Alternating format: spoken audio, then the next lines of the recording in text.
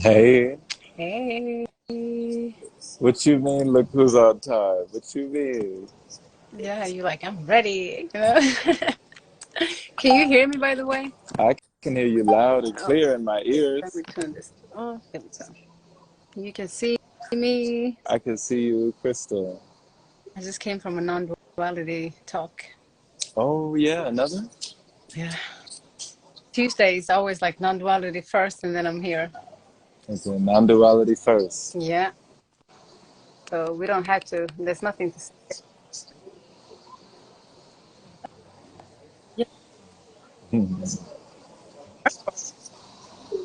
Wait, say it again? I said, how are you today? You at the airport. Yeah, I'm doing well today. We're traveling. You know I love traveling, and happy Valentine's Day, Nabiha. Yeah. Whoever that celebrates Happy Valentine's Day to you too, every day should be a Valentine. Every day should be a Valentine, and go and buy yourself some flowers. Are you feeling the love in the air over there? Oh yeah, every day, every day. Yeah, you feeling it? I am feeling it. Today's the day to remind you, feel the love in the air. Feel the love everywhere. Yeah. How about Yeah, it's a lot of energy in here right now. Folks they're getting ready to head to their next destinations. I had to real quick pop a squat and hit a little meditation before our conversation. ooh, like where you going? Oh my goodness. Yeah, I traveled yesterday, but I did not do anything. Like, yeah, I just go there when my flight is almost boarding. So I'm always in a rush. So I never stay in airports that long. It just, yeah, I'm not an airport person. You Well, you really feel like you're always in a rush? no, not in a rush, but when it comes to airports, yeah, I'm last minute. Last boarding right there. The last minute. Yeah, the last minute. Even though I can come to the airport maybe an hour before, I just don't like that waiting part of it. I understand. I'm learning how to be more patient. You know, I'm learning patience. Yeah, maybe I need to practice patience. When it comes to the airport, I need to practice patience. I feel like I have a lot of patience for a lot of things, but it's just I pick and choose what to be patient with, I guess. Yeah. Yeah. Yeah, there was even during our qigong session just now, and thank you for joining that, by the way. That was very impromptu of you. Oh, Yes. yes. So I'm missing two of them now. It was like not missing it. I was in bed actually. I just got up right up next to my bed. That's what I was doing it. So yeah, I love it. Thank you for that. Doing it on the airport, and yeah, that was awesome. I wasn't. Say it I again. wasn't expecting because you were traveling. Right. I I wanted to. Well, first of all, I wanted to see how it would be. Out here. I wanted to see how the chi would be out in the field. With everybody walking around. Screen and there was even somebody, I don't know if you heard him, who came beside me on the little escalator thing, the little moving conveyor belt that people were moving on. Hmm. And he saw me breathing and he was like, woosah, woosah. Oh my God. He said, yeah, but just like you were saying, when you're rushing from place to place, I had a smile on my face. I'm just, breathing in the prana. And he was like, woosah. Some people, it's just a reminder for people to relax, just a reminder to sit back. Does the place matter though? Really? Like wherever you do it, doesn't matter. Like when it comes to the meditations, like doesn't matter where you do it because the peace is just within you, right? So no matter what circumstance or wherever you are, you need to be able to find that peace within. And it's like, if we think about, oh, this place is not matching, let's find another place. Let's find this comfort. Let's that. It's not going to work like that. So I love that you just like being yourself, like no matter where you are. That's beautiful. Yeah, it reminds me to be how, and I love how you say that, wherever you are, you know, because like you said before, you've told us this, and you said everywhere you go, you take you with you. You said everywhere I go, take me with me, Hmm. and you're not always gonna have like the perfect conditions, you know, but still you stay on mission, right? So I remember when I took Bujinkan. There's a martial art called Bujinkan, and it's basically ninjutsu. So like the art of stealth, the art of invisibility. Hmm. And first of all, they gave me the whole runaround. That's a whole long story in itself, like when I finally found the dojo. But the dojo wasn't even in a dojo.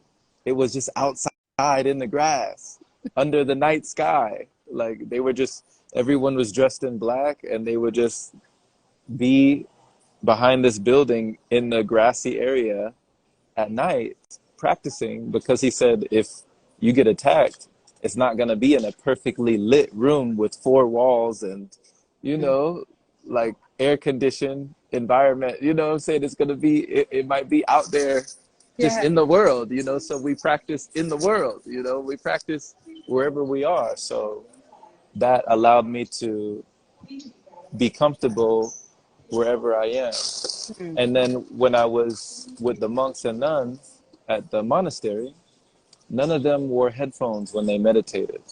You know, they meditated with the environment. They meditated with all sounds going on. So even if sirens were passing by, of fire trucks and, you know, squad cars, or even if a baby was crying, or even if the birds were chirping, or even if anything, that was part of their meditation, Yeah. I'm you surprised. know? Headphones. Who meditates with headphones? Who meditates with headphones? So what would you have headphones? Like, A lot of people meditate with headphones. really? Yeah, a lot of people. Yeah, the binaural beats, the guided meditations, like all sorts of things. I, People need a lot to get into their relaxation, right? yeah, Yeah. I can do it. Like you can tell me like breathe in, breathe out. There's no way I will follow.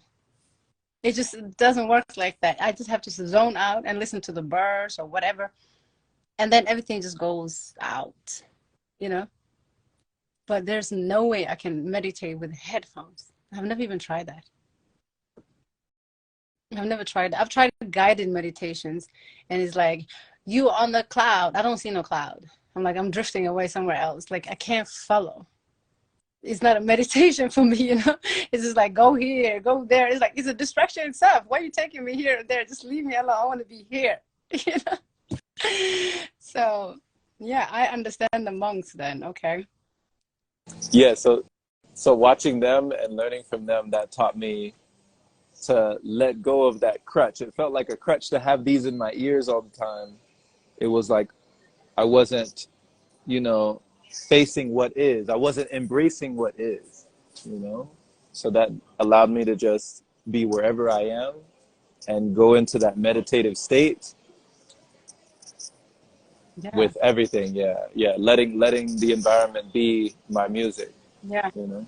So when you were like you sit on the corners here and there, like on the grass in the parks and stuff like that. I always assume like, okay, I've meditated in the parks, but you can hear those little insects, everything that's moving, everything, like even the leaves, like that's the meditation of it. But if somebody goes to the park and then they put something in their air, and then it's somebody that's telling them like the kundalini is moving from here to there or whatever's going on, like that's not meditation to me. But I understand, like like my cousin, for example, I tell her, hey, take this guided meditations because that's like to center yourself, to learn how to sit. But once you learn how to sit, you can't be distracted by music and by voices in headphones and stuff. It's not a meditation anymore, in my opinion, of course. I like how you give that, you know, of course, this is all my opinion. Right? So yeah, this is my opinion only. But once you learn how to sit with yourself, everything else becomes distractions. You know, it's like when I say buckle up, I really mean buckle up. Like you sit, you know, by the moment I close my eyes, you know, and it takes like a little minute, then I'm gone. The body gets numb and everything, that's fine. But you're just gone and everything becomes like, you know, fades away. And you're in that zone. So if you have like music playing and stuff like that, that is distraction. It just keeps you to be, you know, you can't zone out basically with the music. I see what you mean. I see what you mean. Yeah, Lewis said the headphones was the best way to transition myself into the meditation practice. So, like we said, so headphones for people sometimes that's like that can be like training wheels, like learning how to ride the bike, you Yeah. know, until you're able to just let go, you know, to have that support, to have something to usher you into a new practice. Yeah, I've had guided meditation, not just headphone. I've never had a headphone, but yeah, I've had guided meditation. So I know like it's a transition.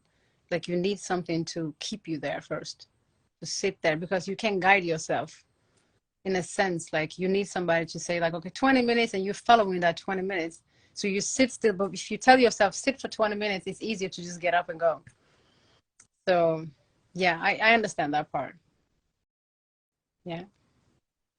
And do you find, because I love how you enjoy the 44, do you find that when you set a timer versus when you don't set a timer, like when you're just waiting for it to finish versus not having a timer and just allowing yourself to just go for however long, which ones do you feel you get the most out of? The ones that you have to sit through the entire length, or the one that you just, Mm. yeah. Um, I set timer for two reasons. Because I don't have the time and I need, you know, I only got 44 minutes because I need to go back to work and I need to do something. So one of the reasons why I set the timer is that in the beginning, it started with, okay, discipline. I need to discipline myself to sit for those minutes. So even if it was the 44 minutes was done, I could still sit, but it was like, okay, I accomplished that. And then I set 44 minutes now because I have to go somewhere. But other than that, I enjoy to just sit. If I had the chance to just sit and just be, yeah. It's just like I have to go in and out of reality, you know. And that's the reason why I had a timer. But I enjoy to just sit. If I had the chance to just be, oh my God. Yeah. That's what I would do. Yeah.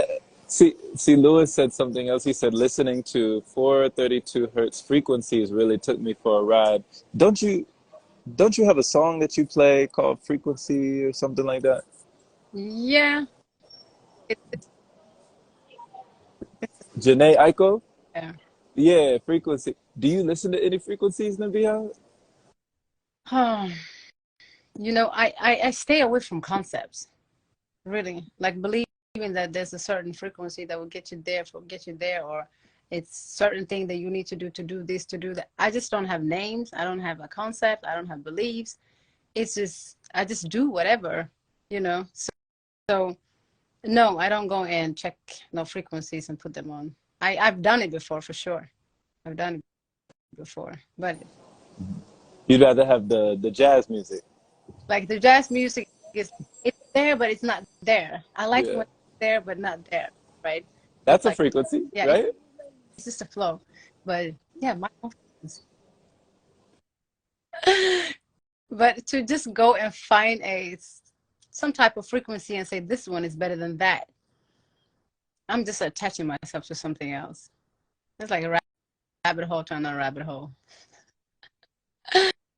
So yeah, I do breath work, but I don't call them names. I do meditations, I don't call them names, you know.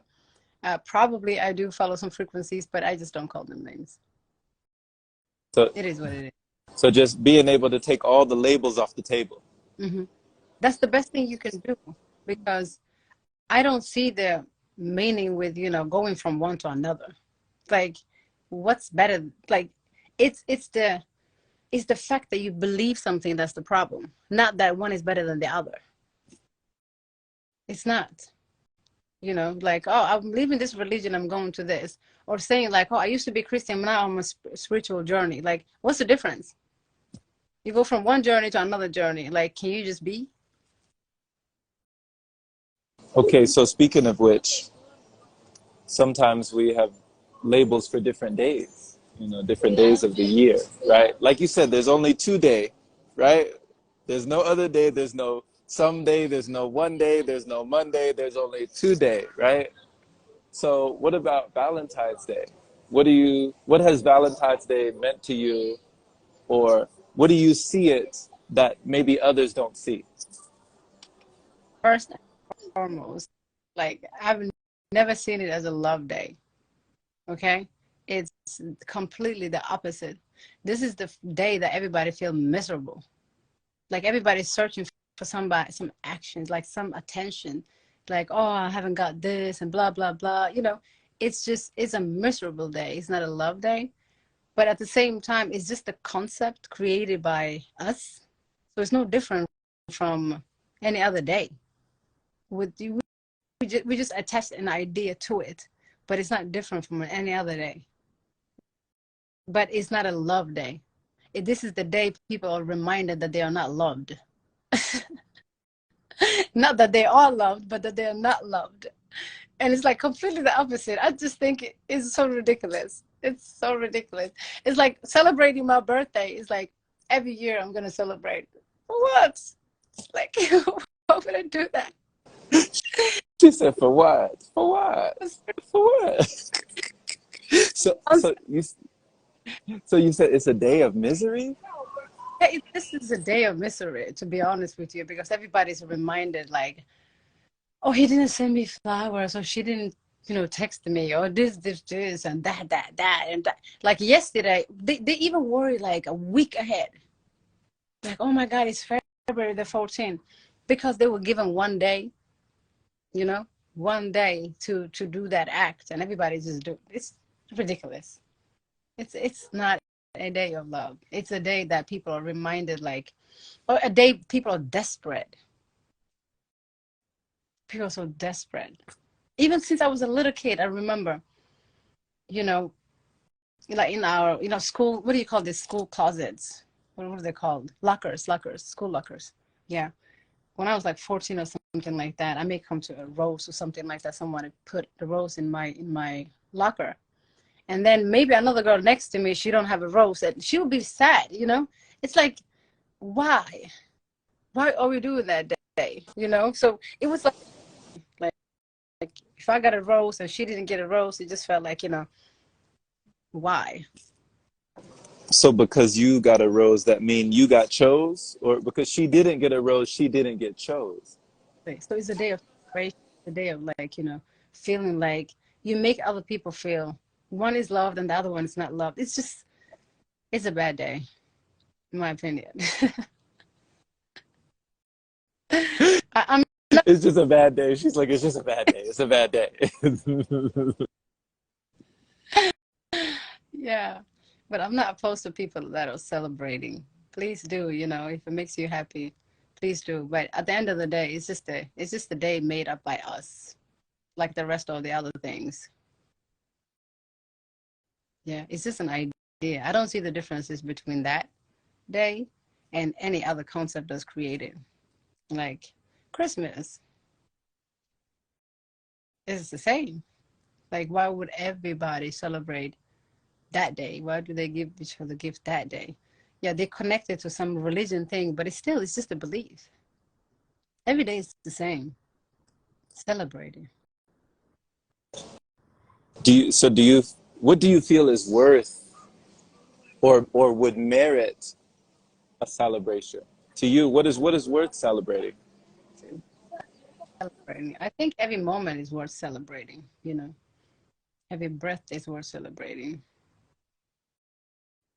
So we just choose. We take the pure thing, we take them for granted. And then the mind likes to create some stuff. So we like to create these days of Valentine or this day of this. Oh, it's my birthday. Now I have to be, yeah, we know who you were born, but it doesn't matter. You're here. But to be cherished that day, it's just like you are alive every day. You're breathing every day.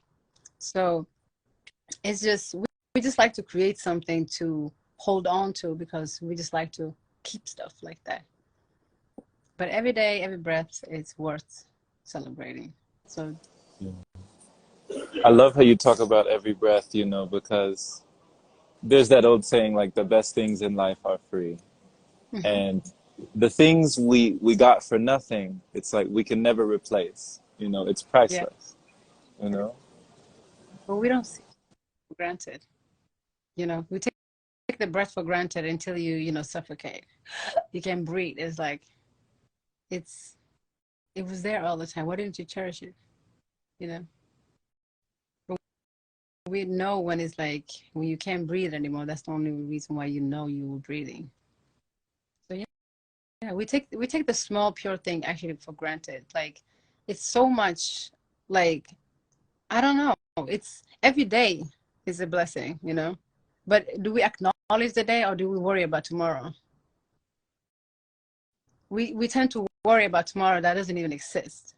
That mess up today's flow, right? And then it creates a yesterday. Like, oh, yesterday was a bad day. That's because of you just you just created it right now. If you focus on today, it wouldn't be a yesterday that's bad. It wouldn't be no yesterday to complain about because the yesterdays are created today since they were just concept. Yeah. But how many people do you see worry about today? Nobody. And everybody takes today for granted. But then they rush for tomorrow. Like tomorrow, it's something that's real. That's why we live in a world where everybody wants to become something when there is nothing to become. Really. If you already are, what is it to become? What is it to become? It's just so, I don't know. I find a lot of things ridiculous, but it is what it is, right? Yeah. I want to be enlightened. What is that? I want to be a monk. What is that? You know, maybe you already are. Yeah. So embracing what is. Yeah, Yeah, it's so simple. it So is. simple. It is very simple. But we are attached to a mind that likes to complicate stuff. Really. A mind that likes to complicate stuff. And I think the mind is just designed that way, you know? It is designed that way. Yet Lewis said, the thing that I saw as small before are so big now. Mm-hmm. Yeah. Yeah, absolutely. Because we take that for granted. We really do. We're chasing something that we think is big, this, like there's nothing to chase.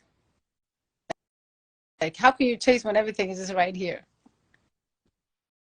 What is it to chase? But the mind likes to go on trips, and it will have you in so many different rabbit holes, you know, that don't even exist. Even the rabbit hole don't even exist, but you're still in it. It's so funny. Yeah, life is funny, really. But we do a lot of silly stuff. And I love that you have a sense of humor. You're able to laugh. You're able to find joy. You're able to find the levity, you know? Nothing is serious. Life is not serious. Why do I have to make it serious?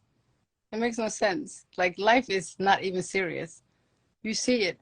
What is so serious about life? Unless we make it serious. Have you ever seen life be serious without? Seriously? Yeah, that's serious. Yeah, you see, it's just the human things. We create a lot of things for ourselves, or let's say like every suffering, every trap is created by us. It's like you're creating your own traps, not knowing about it. because you think everything should be trapped. But there's no such thing. You should flow. You're the one that taught me that if it don't flow, it don't go. Simple as that. Simple as that, you know. But everything should be flowing, really. It's within the acceptance of everything. That everything just is, you know. But yeah, everybody wants to become, everybody wants to do, everybody wants to, you know, celebrate or whatnot. Yeah. Uh, Silent teacher said, "The mind is a good servant, but a lousy master." And Freddie said, "How can you chase when it doesn't Hmm. exist?" There's nothing to chase.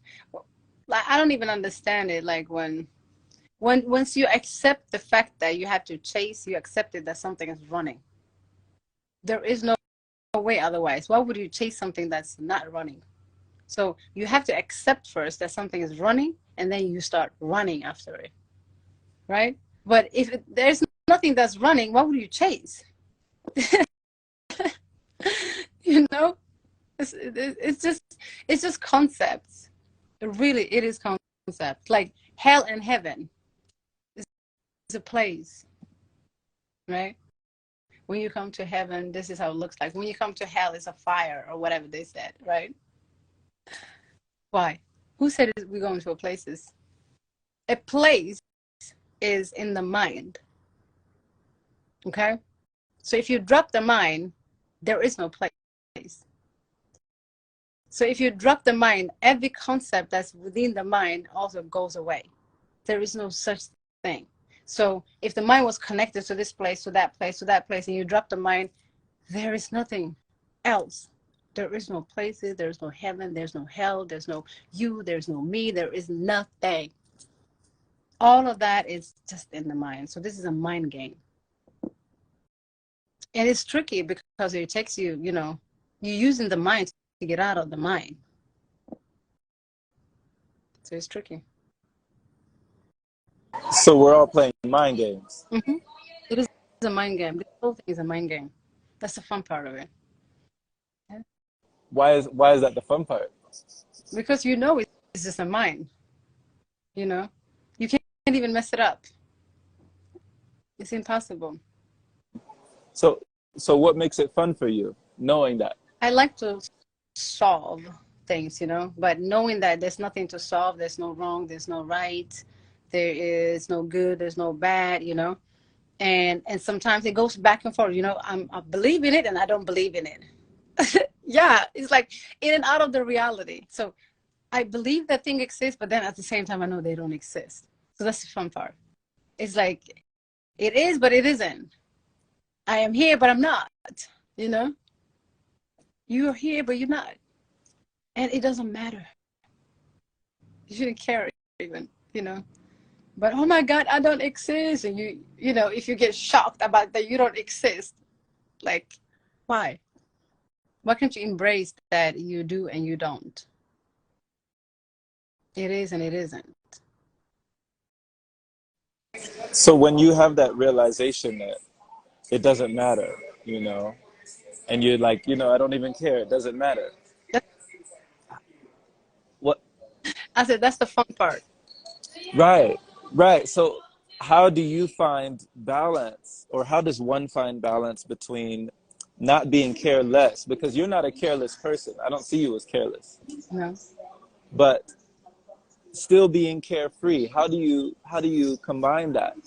How do you combine those qualities? that's where you find the happiness. You know, because if you care too much of what is, you know, it creates like that attachment to stuff. So I feel like, you know, not caring about it is like detached but not attached but not detached, you know? It's the same. So I'm not it's like I'm here, right? But at the same time I'm not here. But So it's like finding that balance between attachment and detachment. So I don't know. It's like it's not carefree, but it doesn't matter. It doesn't matter. It just doesn't matter. And I don't know how to explain it. It's unexplainable, but it doesn't really matter. Is it more of just a feeling state, just a knowing? It's a knowing, accepting, just accepting what is really, accepting what is, without getting attached to it, not being detached.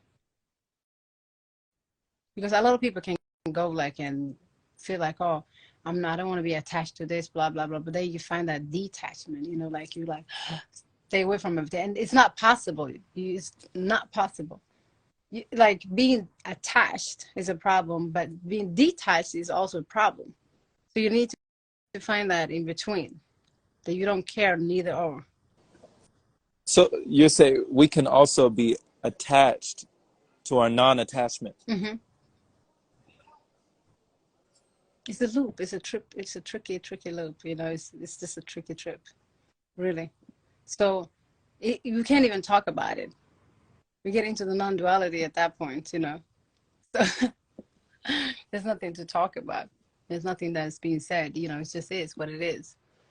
But you can't, like, even in the non-duality, I was just saying to Diana actually not long ago, I'm like, even Fabio that always say, like, there is no me, there is no you. He's attached to the idea that there is no you and there is no me. That's an idea itself. So you can't talk about anything. You can't say anything. It's like, yeah, you can be attached or detached. You have to find in that middle. Yeah, the balance in between. Yeah. Thank you for bringing it back to the balance. We've been reading this book on Yang Chen, you know, and Yang Chen is finding that balance as well because there's so many people who revere her as a legendary air nomad, legendary airbender, but they don't know that behind the scenes, sometimes she had to get mean. She had to find balance within her talents. She had to be deceptive. Yeah, She had to be able to, you know, cultivate a sense of detachment from, certain things for the greater yeah, good. So you would say that, do you admire qualities like that when somebody can have the best of both? Yeah. absolutely. You have to. Like, there's nothing called like I'm just gonna be nice, nice, nice. So I'm gonna be just mean, mean, mean. You have to, it's in the balance. It is in the balance. So yeah, there's nothing called just being nice and happy without the opposite. It's like salt and sugar. You have to mix it to create the energy. If you just have salt, just like the body. Let's say if you eat something salt, it craves the sugar, to balance itself out. So everything is the same thing. It has to be the opposite of everything in order for it to balance out.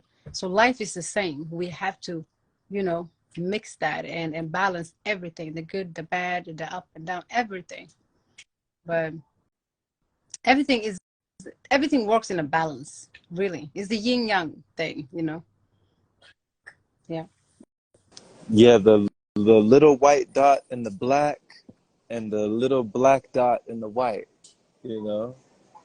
It's like there's a little bit of everything in everything. Yeah, it's a feeling. That's what they create life. Have you seen a male and a male create life? No.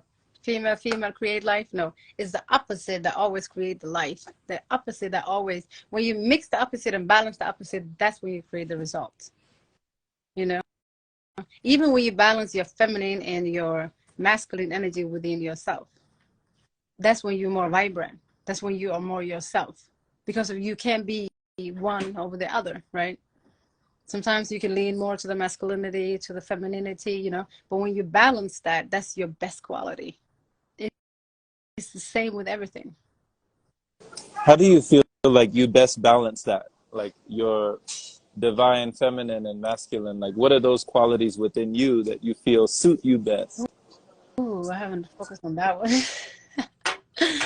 Really, I just accept the fact that, the both energies are within me.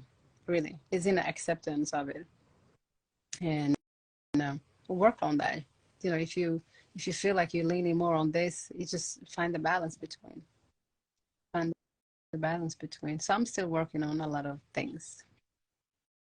Which which of your divine counterparts was it more challenging to cope with or to yoke with? You know, which of your divine counterparts The fem- was the feminine part of me was very, you know, hard to, or that's the one I needed to balance basically, because sometimes, just life situations, you lean more on the other. So I've leaned more on the masculinity than femininity, I feel like. So since I should have more of the feminine, obviously, you know, I had to come into that balance. Yeah. when do you when do you feel most feminine? You know, what is something that you do that really puts you in that feminine essence? It's my caring. So yeah, maybe I have the more of the femininity. So I need to balance in between, That's that, like Jen saying, like you have to find that meanness sometimes. You have to be mean sometimes. You can always be just nice, right? So it's that in that balance. So yeah, caring, that's my way. But then again, they can lead more into the empath where you care too much, right? So you have to balance that. So Okay, so you can care too much. of course, Mm. it's in the balance, like even when they say like your chakras can be underactive and they can be overactive. You can love too hard. You can, like, not love too hard, but you can, you know, you can drain yourself. I don't know how to explain it. I don't know how to explain it, but it's like caring too much when you shouldn't. Yeah. Yeah, it's like they always talk about pouring from an empty cup, you know, draining yourself, you know. Instead of filling it back up, we try to pour from that empty cup and we find we're left wanting, you know, we're left, yeah. So you have to learn how to fill yourself up. Like I say, like sometimes when I deal with people, I make sure that I charge before I give away any energy, because I want to give, but I can't pour from an empty glass, like you said. So it's in that balance right now before I give you anything. Yeah. And when you say you make sure that you charge before you give, you're speaking of charging yourself up. Hmm. Okay. Hmm. Okay. Someone, Charging. Mhm. someone said, I know that airport. Yeah. How can you know the airport? I don't even see it. Someone knows this airport. Yes, someone wrote, I know that airport. Maybe because of the casino, you know, they have slot machines and stuff. So, Yeah. you know, they do that in Vegas. So the Harry Reid Airport, yeah, maybe they know the Harry Reid Airport. Yeah. You were you were speaking of chakras, and let me see. Let me make sure my flight is Oh yeah. good. Your flight is right now. You were speaking of chakras, and it reminded me of Lao Ge. Lao Ge, one of Kiyoshi's masters, one of her mentors, or some people would refer to him as Tiaguai the Immortal. Yeah. And Lao Ge told her that he only teaches people who have all of their chakras open or all of their chakras closed. Mhm. And why did you enjoy that? What about that did you like? You know, it's, what can I say? You can be in between. You can't be in between. You either closed and you want to open it, or you are opened, basically. But when you're in between, you're not in that balance. I don't know how to explain it, but I know exactly what he means. I really know what he means. It's like it's like if somebody comes to me and say like, can you help me open my third eye, for example? Or if somebody says like, oh, I've opened my third eye, they're the same to me. Exactly the same. I'd rather want to work with somebody that don't mention any of them. Hmm. Because now the person who's saying that, they're attached to an idea. The one that think there's an eye to open is attached to some idea, so they don't even have a clue over. And then the one that said they open, they think they actually have accomplished something. So both of them is in the same. They're in the same.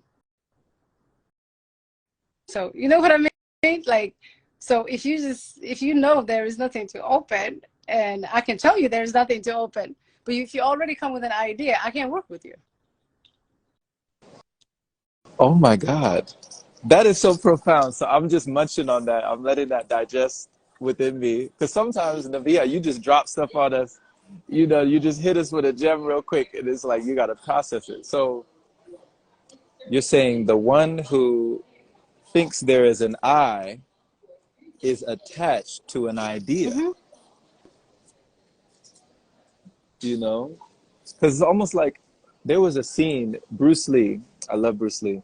There was a scene in one of his movies, it might have been Enter the Dragon or something, where he's walking with this master, and this master is asking him, you know, what is your technique? And he's like, to have no technique. And then he says, who is your opponent? He said, there is no opponent. And he said, why? He said, because the word I does not exist. It doesn't. Yeah. Yeah. So that's just the idea. So when you're coming across someone who has that idea of I, you're like, okay, Well, I want to come and say I've opened my third eye, and this is how I've opened, and blah blah. I also know where I have you, because you really think you opened something. You know, there's, there's nothing to open, but it's a realization that there is nothing to open. There is no I, right? Is that in that realization that there is nothing. So if you don't have that realization, I know, because now you're attached to the idea. So let me know when you want to go. Okay, I know your flight is boarding right now. no, no, no, I'm just checking. You keep going, Yeah. keep flowing. You flowing right now. Yeah. You in flow. Yeah. But yeah, I really know where I have that person, or it's not coming from a judgmental place either. It's just what it is. I just know. Like, somebody would say like, oh yes, that person is trying to open their eye. I have opened it. So they think they're higher in rank or something like that. But to me, it's like the same thing. It's completely the same thing. It's like, you really think you opened an eye? Or if they say like, oh yeah, you know what? When I experienced that Kundalini opening, blah blah blah, or whatever it is, it's just it's an idea. But the fact that you don't know that is an idea, that's enough for me.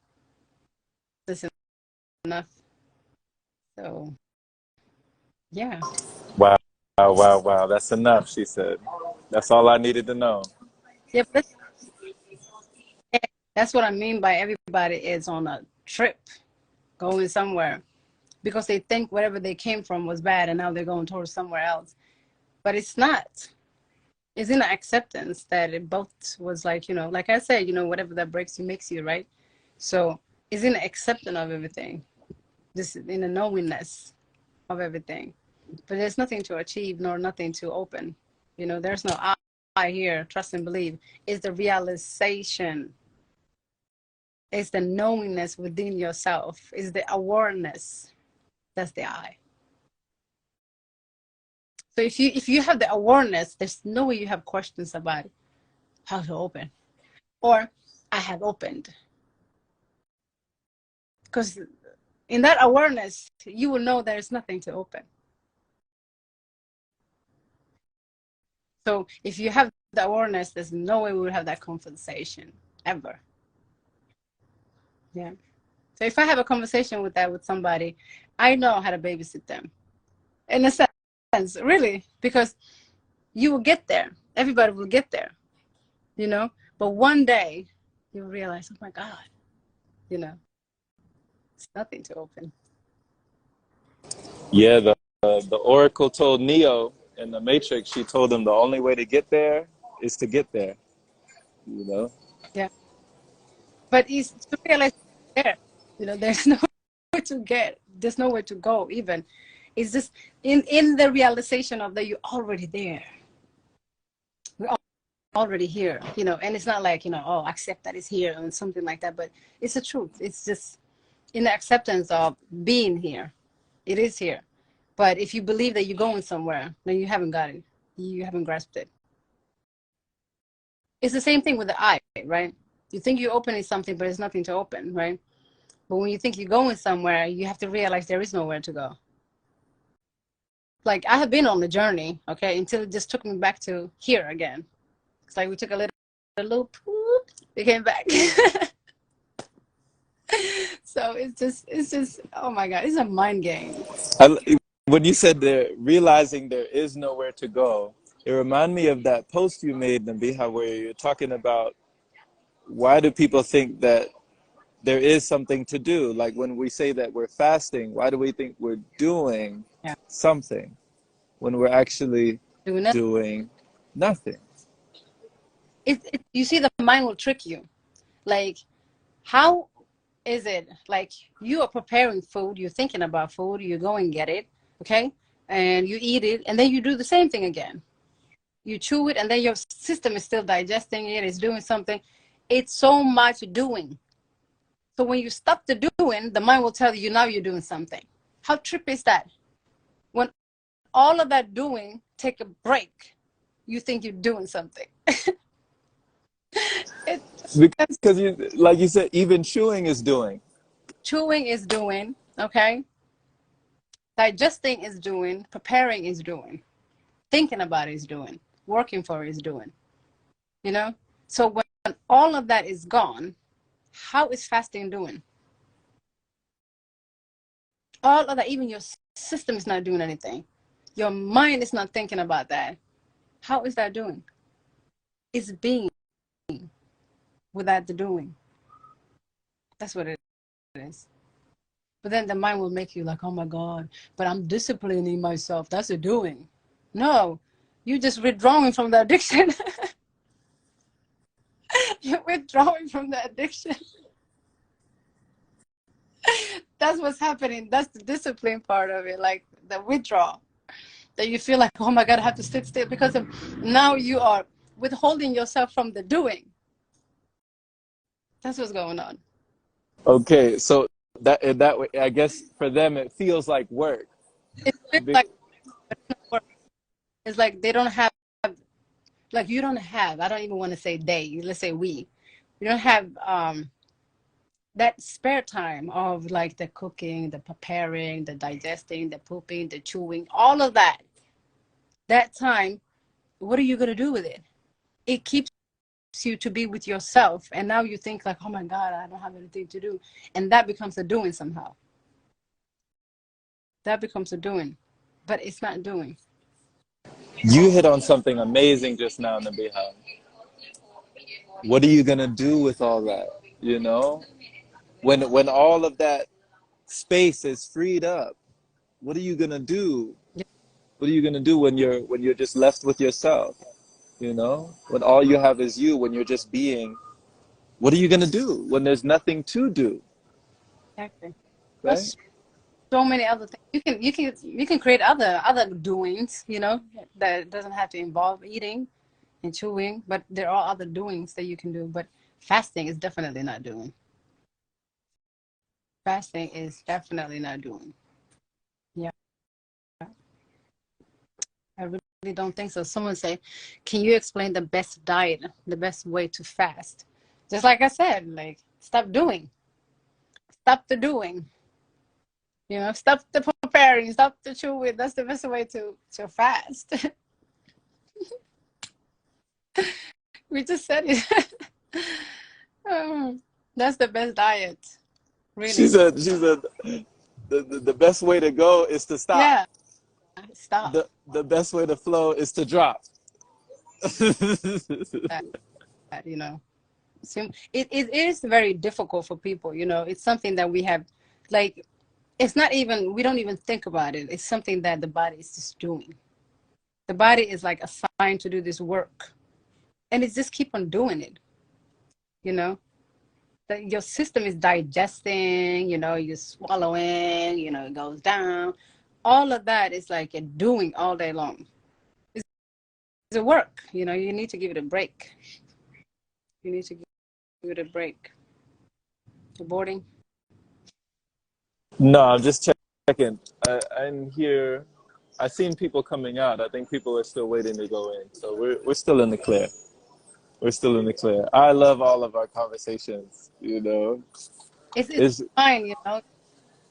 Yeah, our mind will makes us think a lot of things, really. Like I really don't understand how fasting is doing. I had to write something about it because I just had to say it. People are like, it's a sacred thing, you know. Now, of course, you're clearing your paths, like to flow. You stop doing, you're giving it rest, you know. So that's a so that's probably why there's a feeling of sacredness because it's, you know, like there's Bible scriptures and things and people who will say that they fast to get closer to God. That's one of my aunt Renee in Riverside. She said I was fasting to get closer to God. You know. You know why? Because your mind gets clearer. That you know your awareness become more clearer. You know, so of course you think like, oh, now I see God because of you become aware of things. It's like, you know, you're clearing the path from within, and when you clean your guts, your mind is clear as well. You know, because you stuffed it with all kind of stuff, like constantly just pushing it and pushing it. You know, so once you get that clarity, you think you've seen God, whatever that is. That's what you feel like. So it is a sacred, but in a way, it's just like you just cleared your paths, and now your vision is clear. So when you clear your guts, you get more guidance. Mm-hmm. Mm-hmm. You see You more, know. feel more, like everything's more clear because it makes sense. Have you seen what people eat? Yeah. So and the fact that you always constantly have to think about it, you know, you're busy. Your mind is busy on the wrong things all the time. So you're blinded to the real things. Because now you're just worrying about, oh, what am I going to eat? And a lot of people think like eating is a sacred. Like the eating part, I feel like people worship the eating. It's like an excuse. We have to eat. Food is necessary. No, it's not. But we make that excuse, and it feels like it's right. And that's why people hurt themselves because they think it's right. It's like even if a drug addict, if you know, the only reason why they do it is like because of they think they, you know, they make excuses that, oh, what they're doing, oh, it's just today, you know, let it be, you know, they make excuses for it, and those excuses will take you on a trip like far away from yourself.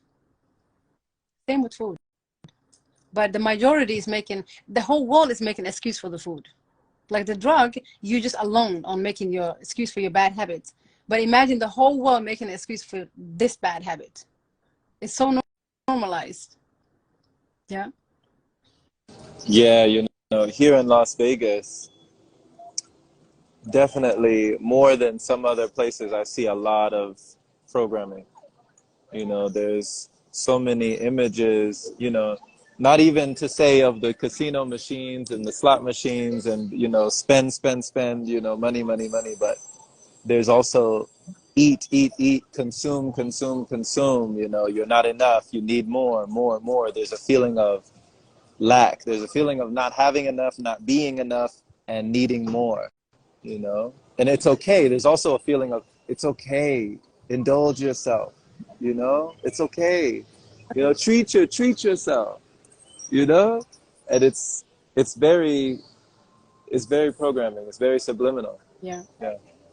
It's so, yeah, it's so disturbing to me. It really is. We are fed with, yeah, yeah, you can be busy. We're fed with information, we're fed with food, drugs, everything. So, She wanted me to move. She said, "Can you move so somebody can play the slot machine?" She said, "We need you to move so they can play." stimulations, just in stimulations, yeah. But you know, we are fed with everything, everything. So it's hard. That the reason why everyone is confused and and can't love themselves and stuff is because of everything that's outside of us is guiding us to do outside of ourselves. Yeah, someone said alcohol. Yeah, I don't even understand why alcohol is legal, to be honest with you. I just don't understand it. Like, it's clearly like, messing people up, but still, it's like every corner, everywhere you go. Everywhere you go. Luisa said flow more. Yes. Just be in the All right. So Louisa said what? flow more. Yeah, Louisa, her name on YouTube is Feast Love Flow. I always wanted to know why she called herself Feast Love Flow. Ooh, I love that. Yeah. Feasting on love. No, really, we block ourselves. And then we think it's a lot of things that we think we are required to do, and a lot of things that we think like we are doing. Like, for example, like there's a lot of people that think that they have to do something different, like spiritually different. What is that even? You know, what is spiritually different? It's just another idea again. You're running after something else again. Oh, I need to fast. Like, for example, let's say the breatharianism, right? And people ask me, are you breatharian? Aren't you? Like, everybody is, right? Everybody is breatharian. But then you have somebody that was like, oh yeah, I want to go on this breatharian journey, but I've done this, and I need to do this. Stop the doing. Just stop the doing. That's all it is. You have to learn how to just be. It's in that acceptance of just being and flowing with everything. That's what I'm saying. Like, find that between. Like, okay, I'm enough. It's just fine. You relapse, you restrict. The reason why people even say like relapse and stuff like that, that's because restriction was already involved. It shouldn't be no restrictions involved. You should just let it flow. In the acceptance of knowing that, okay, hey, I'm clearing my paths and this is what I'm doing. To think clear. But there is no doing involved in anything, actually. We just think so. Yeah, thank you for bringing that full circle. Thank you for bringing that message for people because I can't see what people are typing in the chat, but I know that Oh, you can. that they're resonating Oh, with that. oh, Yeah. why can you not? No, for some reason it froze. It froze earlier. It's still on the top. So you're the one that can read now. Louisa, because we flow more fasting and love more also in a fasting state. That's why her name, she was explaining that. Yeah, I thought you could read all of this because, yeah, it was a lot of messages that came in. Yeah. But yeah, just, you're perfect just the way you are, really. Like, everybody's perfect just the way they are. It's just in that acceptance of it. And that's when, you realize everything is fine. But if you can't even accept it and you already set your mind to achieve something or become something, that's when you're wrong. You're already starting, with the wrong foot. Like, okay, I'm going to become breatharian. How can I become breatharian? It's like, if I was mentoring and people come to me and say, I want to be breatharian, it's like, it makes no sense to me. That's why I can't mentor people. Because there's nothing to become. There's nothing to be, like, it's just, you already are, in that acceptance, that's when you find everything. So Beautiful. Beautiful. This, this is us. Okay. All right. Thank you so much, Nabiha. Thank you. Thank you for this conversation. Thank you for your communication, raising the vibration in the nation. We need this. We need this, and we receive this. for Yes. sure. Thank you. And thank you, everyone.